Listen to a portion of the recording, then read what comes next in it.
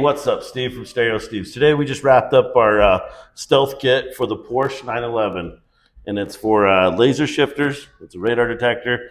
It blocks laser, so you can't get a reading with the laser gun from the police.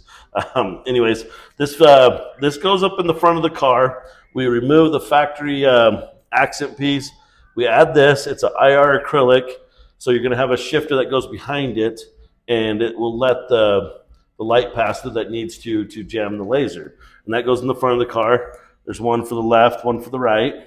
And then in the back of the car, there wasn't anything like that. So we did these little housings that mount up to the bottom of the bumper, and then the shifter goes in there. And then we have this nice little cover that goes over it to conceal it, make it all look nice and clean. This set's going out to Ray in LA, California, Los Angeles.